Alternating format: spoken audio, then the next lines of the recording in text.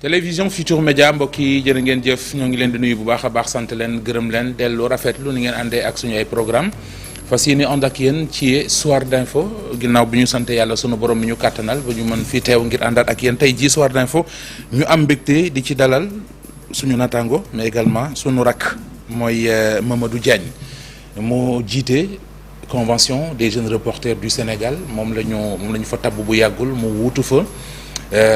beneen natango beneen rakk di mi ngi Maram Ndiaye Mamadou ñu ngi lay nuyu am mbégte dalal la ci soir d'info ci télévision Futur Média. maa ngi lay fay kilifa gi di kontaan ñëw fii si plateau Télé FM di kontaan dend ak yow si plateau parce que ak lu ñu mën di wax doon nga d'ici quelques années ak lu ñu jot a référence si métier bi. di kontaan ne léeg-léeg ma doon doyen. waaw non doyen nga rek. dem fekk ñoom Alioune Ndiaye ñoom. non mais doyen nga rek doyen parce que ñi nga xamante ne tey daanaka bi ngay nekk école yaa ngi leen di dégg. ñuy joxe information saa su ne soo demee bay partager ñoom plateau dafa doon loo xamante ne da lay neex tey depuis boobu comme ni ñu koy waxee defoo fi dara loo xamante ne dañ naan diw de yàq na métier bi di la jaajëfal bu baax a baax. yéen bokk ngeen ci ñi tax ñun ñu ragal a fakkastalu parce que quoi que l'on puisse dire comme ci mën di doon am na ci yéen koo xam ne ci ñun lay roy comme ñun ñu doon royee ci ñeneen donc moo tax source de motivation ngeen ci ñun sa teewaay fii bokk na ci bëccëgu suba bi ñu fas yéenee màggal muy journée mondiale de liberté de presse mais bala ñuy wax ci yéen ngeen ko fas yéenee defee dañuy ñëw ci tolluwaayu liberté de presse au Sénégal tey gis nañu convention des jeunes reporters autant pour moi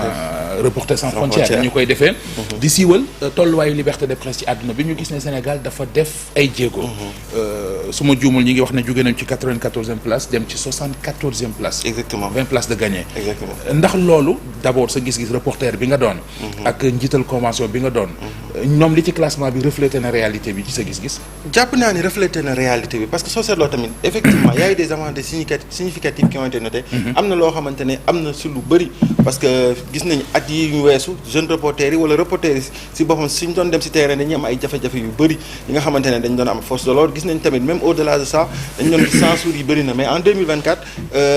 ñun tamit ginnaaw convention des jeunes reporters on a fait beaucoup d'ateliers avec les forces de l'ordre di leen sensibiliser di leen wax ñi nga xamante ne ñooy reporters yi nekk si terrain duñ seen ennemis c'est des gens qui sont venus pour couvrir de l'information te gis nañ tamit am na yu bëri yoo xamante ne ñoom ils sont sensibles à ça et je pense que ce rapport reflète la réalité maintenant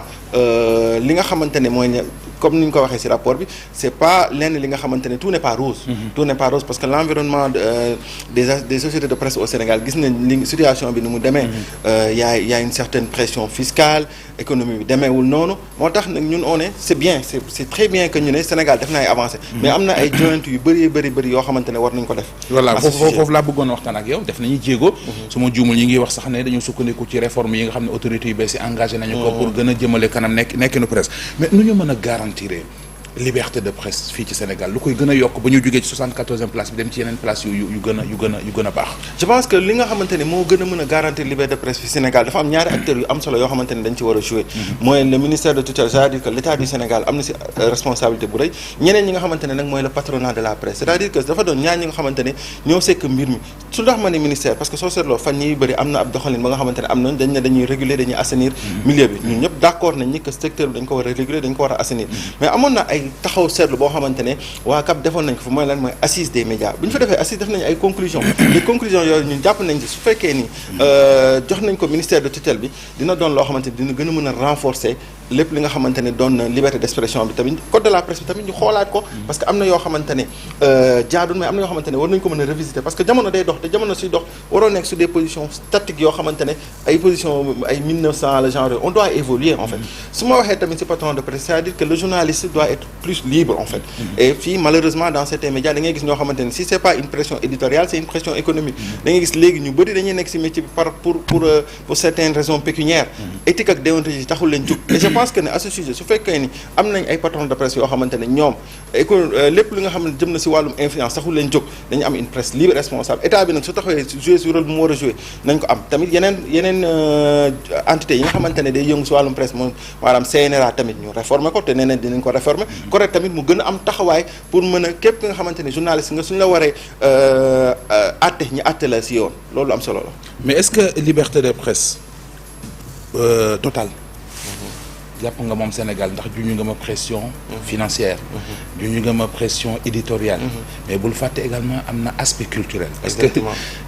am na xibaar yoo xam ne tey bu jugee fenn fi doo ko génnee quel que soit professionnalisme bu nekk ci yow quelle que soit liberté de presse booy woote moo tax ma est-ce que jàpp nga ne une presse libre totale mën na am Sénégal waaw mais xam nga loolu ne day ñëwaat ci conscience professionnelle en fait xam nga li ngay wax man tey su ma doon ñëw fii TFM wala su ma doon ñëw fii soo jógee ñëw si beneen réew am na yoo xamante ne doo ko calqué parce que dëkk bu nekk dafa am réalité foofu la ñuy waxee ni journaliste tey dafa am conscience professionnelle bu muy jouer am na yow xibaar boo xamante ne leer na ni tey soo ko joxee si réew mi mën naa yëngu doo ko joxe parce que yow da ngay xam ne réew mi su yëngoo yow doo am jàmm sa naataangoo doo am jàmm donc je pense que ni liberté totale boobu wala muy information ne mën na heurter exactement benn communauté autre la mën na heurter benn communauté loolu tout le temps day am et surtout sur le plan diplomatique gis nañ dëkk yu ñu wër am na information boo xamante ne nenn nga xëy joxe mën na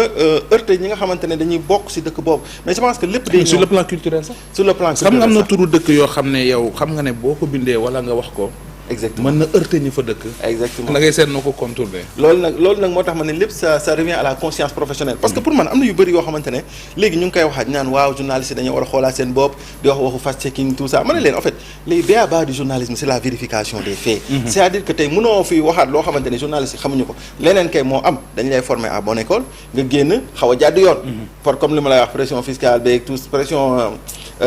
économique beeg pour yow nga am sa yeneen intention yoo xamante ne tey bokk la ki nga xamante ne moom dafa taxaw pour informer juste et vrai parce que ñu wax ko benn yoon journalistes yi nekk ci réew mi ils sont les sentinelles de cette démocratie ñu bëgg ko ñu bañ ko ñooñ ñooy xëy saa su ne di bàyyi seen kër di teel a yeewu di guddee wàcc di joxe xibaar ñooñu nag dañ leen war a accompagner dañ leen war a def lépp lu war ci ñoom en fait c'est-à-dire que on doit pas les stigmatiser su fekkee ne am na ñoo xamante ne bokk nañ ci ñoom di yàq métier bi wala dugg nañ ci métier bi pour yàq ko nous on dit là c'est là où les autorités doivent agir et c'est là où l'autorité de régulation doit agir léegi nag kon yaa ko junju ñoom li ñu nekk di def waree su leen ci encourager maanaam dañuy segg ñi yor média dañuy segg ki war a doon journaliste dañuy assainir boobu noonu est-ce que war ñu ci gën a encourager autorités yi ko tàmbali assainir parce que métier mi jaxasoo na dem non assainir presse bi ñu d'accord nañ ci mais xam nga lan lañ wax dafa war a ànd ak waxtaan dafa war a waxtaan parce que li nga gis coow li am ci assainir yëpp dañ ne ñii de ñi ngi assainir ñenn ñi ngi naan ñi ñuy assainir de est-ce que bokkuñu ñi nga xamante ne ñoo leen di critiquer ñi nga xamante ne dañ leen di assainir est-ce que bokkuñu ñi nga xamante ne tey seen situation économique demeewul noonu nous on est d'accord pour l'assainissement de la presse mais dafa war a ànd ak waxtaan boo xamante ne ñëpp ñu ànd métier bi war nañ ko def parce que tey ñun ñi nga xamante ne ñun ñooy jeunes reporters yi cette situation là ñun la gën a naqari parce que si assainissement boobu noonu c'est des jeunes reporters qui perdent leur travail c'est des jeunes reporters yoo xamante ne xamatuñu fi ñu jëm donc on se dit que ni tey ñooñu nga xamante ne amatuñu liggéey on doit leur donner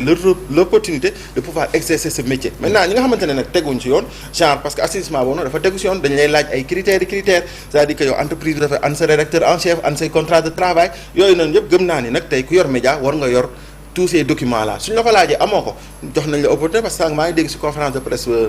direction de la ministère bi ñu ngi naan plateforme ubbi nañ ko pour képp ki nga xamante ni bëgg ngaa joyanti say documents nga joyanti ko mais dama jàpp ni suñu toogee ñoom ak SEDEP su waxtaan si lépp lu jëm si wàllu assainissement bi doon na li nga xamante ne dina doon intérêt ñëpp parce que loolu noonu c'est que bénéfique pour la presse. Est-ce que Sénégal am nay moyens pour indi ay réformes ci secteur des médias surtout ci presse bi exemple li ma ciy joxe mooy indi nañ fi commission buy délivrer ay carte nationale de presse ab diire ngi defuñu ko parce que amuñu xaalis bu ñu ko defaree maanaam carte yi génn xam nga lépp loo gis volonté la c'est-à-dire que ni tey soo xoolee tuuti réew yi ñu sekk comme par exemple Côte d'Ivoire am nañ taxawaay boo xamante ne tey sur ce domaine ba lépp lu jëm si wàllu technologie sax c'est très avancé maanaam ils ont pris les devants pour réguler beaucoup de secteurs je pense que tey état bi li mu def nii régulation benn première étape la carte de presse bi ñëpp wax nañ ko pratiquement 1 an fonctionné wul ñëpp wax nañ ne c'est par manque de financement xaalis amatul mais léegi on leur demande d'injecter de l'argent pour que loolu mën a évoluer maintenant nag carte de presse bi je pense qu'on l'a mal négocié carte de presse bi tey yow mii di taskatu xibaar soo ko amee dafa la war a jëriñ c'est-à-dire que sooy dem si dëkk bi nit ñi fu ñuy ran waroo ran sooy fay transport public dañu la ne war nga am réduction sooy dem hôpital war nga am réduction parce que yow tu es un soldat de l'information yow yaay jóg fajar di dem di joxe information di guddee wàcc c'est doon la noonu dañu ko war a gën a valoriser et je pense que loolu tamit dafa war a doon loo xamante ne dafa war a laajaat waxtaan parce que cette situation là est-ce que peut durer à part dem Gorée ñu wàññi le prix chaloupe bi am na benn njëriñ waaw loolu laay wax parce que tey bon xëy na ak li ñuy xàmmee pour wane ne lii mooy voilà quoi donc. mais am na ñoo xamante ne tey xam nga ñuy feeñ télé ñoo am chance su xàmmee leen xam nga malheureusement notre métier nous expose. notre métier nous expose am na man tey y a des voix de à la rajo xam nga tey mën nga ko dégg mais est-ce que mën nga ko xàmmee. te kooku noonu tey mën naa dem hôpital am jafe-jafe ñu téye ko fa. alors que tey kooku saa yu xëyee day liggéey si xibaar. xam nga tey on dit qu'on est dans un pays qui veut se développer vision 2050. mais pour qu'un pays se développe. Les médias ont un rôle crucial à jouer c'est-à-dire que ñoom ñooy mettre la main là où ça fait mal ñoo naan fii de doxul fii dox na c'est pas que nee nañ la fii doxul fii dox na nga jàpp ne dañu lay critiquer non dañ koy wax pour ngeen mën gën a yeesal seen taxawaay parce que loolu lay rôle média donc je pense que ne à ce niveau tout est question de volonté et si on le fait journalistes yi nga xamante ne dañ ci nekk dañu war a gën a yëg seen bopp si loolu. léegi Mamadou beneen jur jàng gi boo xam ne sonal na lool presse bi muy mbirum réseaux sociaux yi. jàpp nga ci bokk nga ci ñuy jàpp ne ci rey méccam tas xibaar ci lañu jëm. xam nga mbirum réseaux sociaux yi dafa doon loo xamante ne man jàpp naa ni médias yi dañ see yéex a jug. benn jour maa ngi koy wax benn patron de presse ma ne ko ils étaient trop dans le confort. durant une certaine période c'est-à-dire que ni tey média c'est une entreprise quoi. média c'est une entreprise c'est-à-dire que nit tamit soo amee entreprise waroo toog ba benn moment mu am lu dal sa kaw. tu dois te projeter c'est-à-dire que ni tu dois te dire que ni jamono mi ngi dox de lii mu ngi ñëw est-ce que du ma bàyyi si ginnaaw léegi soo seetloo nag au fur et à mesure ñuy dem nag réseaux sociaux yi dañoo occuper information. wala fi li ñu naan ku nekk nu muy utee xibaar changé na soo demee sa kër léegi suñu génération est-ce que ñu ngi seetaan télé est-ce que ñu ngi déglu rajo. match su amee sax ñëpp ñu ngi seen téléphone c'est certains événements qui nous rassemblent devant la télévision maintenant nag sur les réseaux sociaux tout le monde est relais d'information foofu laa lay waxee ni am na yenn dëkk yu nga xamante ne jege nañ comme Côte d'Ivoire dem nañ ba seen commune autorité de régulation nee na ça yow mi nga xamante ne am nga un certain nombre de followers am na taxawaay boo xamante ne waroo ko am parce que tu peux être influent par rapport à ta communauté ñun foofu la ñu war a dem maintenant nag la régulation CNRA nee na dinañ ko réformer ba mu adapté wu aux réseaux sociaux. foofu laay wax ak yow xam nga par exemple tey yow mi jaar école. jàng métier mi. def jàng ko juróomi at. génn am sa diplôme def say stage xam lu ñuy woowee responsabilité. professionnalisme doo def xibaar boo jot joxe ko. mais ki nga xamante ne ji moom ay followers lay wut ay vues lay wut ay abonnés lay wut. kooku tey mën na toog joxe xibaar bu ko ne te malheureusement nit ñi foofu la ñuy informé moo tax ma ne la yaakaaroo mu dem ba rey métier mi. non du ko rey xam nga lu tax man jàpp naa ne journalistes yi maa ngi koy wax keroog journalistes yi man je crois à une génération de journalistes ndaw boo xamante ne dañuy taxaw ki gën a yongal métier bi c'est-à-dire que dañuy gën a takku parce que léegi am na ñun suñu programme bokk na si li nga xamante ne dañ koy def benn les soldats de la désinformation maanaam ñi nga xamante ne dañuy taxaw pour contrer lépp li nga xamante ne xibaar bu wérul la si internet du yomb nag. mais gis nañ ni comme ni ma ko waxee gars yi ñu ngi si terrain bi di ko def maintenant ñooñu nga xamante ne tey ce sont des relais de fausses informations ñu koy def ñooñu tamit nguur gi war na taxaw pour rëkk seen ndig saa yu ko jaree parce que ñooñu mën nañ rey nit te deewul mën nañ taal dëkk te amul mën nañ tiiñal nit te loolu amul te ñooñu ne su ko nit mën a def je pense que kooku war nañ mën a rëkk ndëkkam maintenant nag. moi je pense que liberté d'expression foofu la contrôle bi waroon a. exactement foofu la contrôle war a ëppee parce que tey xam nga tey pour notoriété pour am benn communauté nit yi daf leen di jaral lu ne. maintenant nag à la place man je dis que ne journalistes yi tamit benn Mamadou Ndiaye nit ñi xam nañ ko su présent woon si réseau yi su xibaar jotee waxuma mu nekk fa di joxe xibaar de gauche à droite mais su joxee dañ na lii wér na. li xibaar la parce que weesu nañ jamono boo xamante ne tey yow suñu doon déglu rajo wala rajo dara dañu naan xibaar bi wóor na déglu naa ko télé wala déglu naa ko rajo léegi lan lañ lay wax gis naa ko statut WhatsApp gis naa ko TikTok gis naa ko feneen mais c'est des choses malheureusement faut qu'on wala ñu ne diwa ko wax après nag suñu gënee avancé war nañoo mën a tamit avancer dans l'approche dans l'éducation aux médias surtout suñu frères yi suñu doom yi ñu gën leen sensibiliser si lan mooy information ak naka la ñuy utiliser jumtukaay yees ak ban information moo utile exactement léegi Mamadou yow convention des jeunes reporters ñi ngi la ko joxee ci jamono joo xam ne ci la secteur bi gën a nekkee ci jafe-jafe ju ñu nga ko sànq mooy changement de régime am na régime bi fi nekk am na lu mu yéene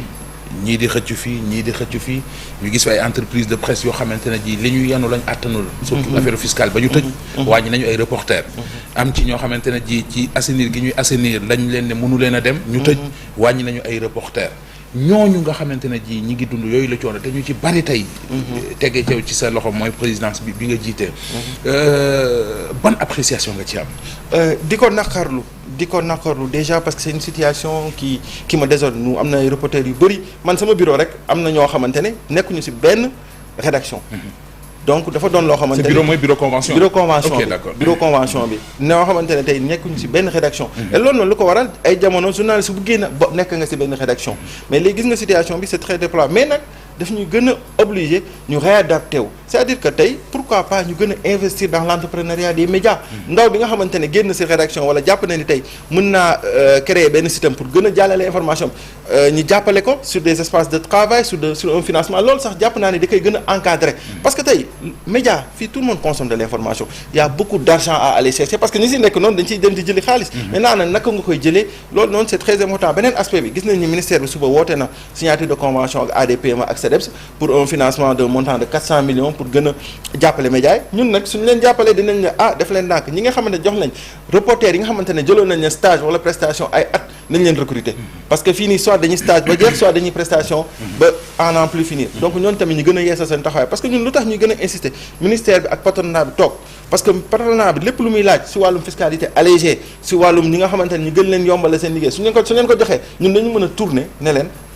li nga xamante ne yéen nga doon xeex ak état bi defal nañ leen ko yéen nag ñi nga xamante ne ñi ngi seen rédaction yi ñu gën leen jàppale ñu gën leen jox conditions de travail yu gën a ñooy parce que sànq ñu ngi wax ci waxu désinformation mais ban rédaction moo am tous les outils de désinformation nécessaires parce que c'est devenu des outils yoo xamante ne rédaction bu ne da ko war a am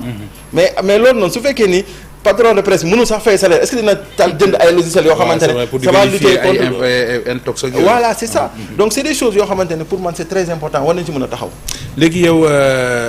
sa mandat moom ba la ñëw ci mandat bi am na lu am solo loo xam ne xew la ngeen ko su ma nee yéen mooy convention des jeunes reporters muy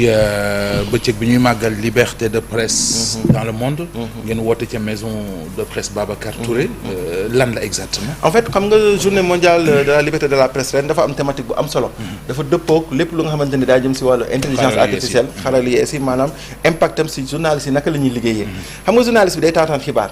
intelligence artificielle générative mooy li nga xamante ne tey da ngay dem laaj ko mu tontu la léegi am na journalistes yu bëri nag léegi de plus en plus dañuy tayal a dem collecter information dañuy dem laaj ko mu tontu leen wala dañuy bind seen texte mu tontu leen alors que kooku mën na doon vecteur de désinformation mën na laa nax am na ñoo xamante ne tey dans leur montage intelligence artificielle mën na leen gën a jàppale pour ñu am ay outils de transcription du sous-titrage automatique am na ay mën na la jàppale si sa liggéey mais loolu naka lay demee naka la yow nga mën a utiliser intelligence artificielle parce que souvent nit ñi li ñuy fàtte nee nañ intelligence artificielle day rey métier yu bëri non intelligence artificielle du rey métier mais ki adapté wul si intelligence artificielle kooku la métier yi di rey c'est-à-dire que yow tey soo amee benn monteur boo xamante ne TFM def na benn grand reportage en wolof français wala en wolof monteur bi ñu former ko aux outils de l'IA kooku mën na automatiquement transcrire tout le reportage wala toute l'enquête dans une autre langue wala dans plusieurs langues. donc ma la am na benn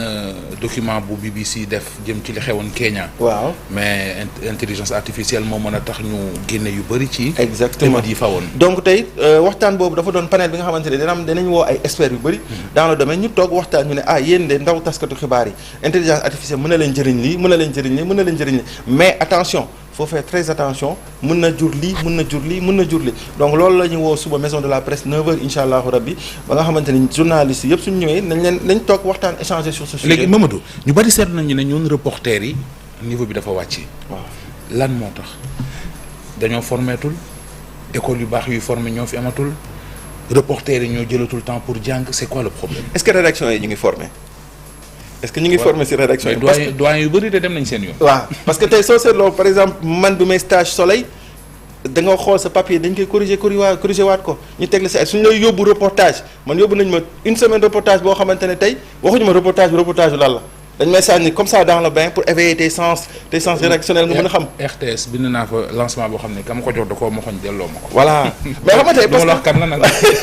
parce que mais boo taxañ ba mu njëkk delloo ma ko. mais loolu noonu tey dafa bokk ci sa formation. en fait parce que tey souvent mais loolu est-ce que mu ngi am parce que la formation initiale école yi bëri nañ. école de formation yi nga xamante ne ñu ngi former mais y a de très bonnes écoles de formation. et ñu ngi jéem a adapté wu à l'ère du temps maintenant nag soo génnee ci école yi c'est là où le bât blesse ci rédaction yi parce que souvent soo seetloo rédaction yi il manque tellement de bras que soo seetloo stagiaires yi suñu ñëwee tak mën nañ leen yóbbu télé. effectivement exposer leen. alors que yow balaa am na ay jamono yoo xamante ne soo bindoon papier balaa sa voix sax di jàll télé mën nga def stage ba ñibbi sa voix du jàll télé. donc tey formation yi au sein des rédactions dafa war a am solo moo tax ñun à notre niveau dans les formations continues qu'on fait on insiste sur la spécialisation. waaw bëggoon naa xam loolu également maanaam yow sa mandat. ci yan ponk nga ko bëgg a wéeg parce que day baax aussi ñi ngi ko seqal di la dégg. maanaam mandat bi ñu la fal ci yan ponk nga ko bëgg a teg. man li ma wax mooy le président Migui Maram Ndiaye et les anciens présidents ma leen di jaajëfal di leen féliciter gën a taxaw sur la formation continue des jeunes reporters c'est-à-dire que gis nañ jeunes reporters yi dans les rédactions le plus souvent dañuy am licence rek ñëw ñu leen di yóbbu reportage ñi def compte rendu di def compte rendu mais nous on offre des formations yi nga xamante ne tey daf leen di gën a tax ñuy am ay spécialisation te loolu fa lañ jëm bëgg naa lool beneen aspect bi tamit bëgg naa accompagner les jeunes reporters freelance ñi nga xamante ne tey xëy nañ ne gisatuma sama bopp ci rédaction bi dama bëgg entreprendre dans les médias ñu ne on peut t'accompagner ñu xool les structures de financement ñu accompagner la mais à côté tamit lépp li nga xamante ne mooy déclaration des médias yow nga dëppoo ak loolu beneen aspect bi tamit mi nga xamante ne bëgg nañ ko mooy am benn couverture sanitaire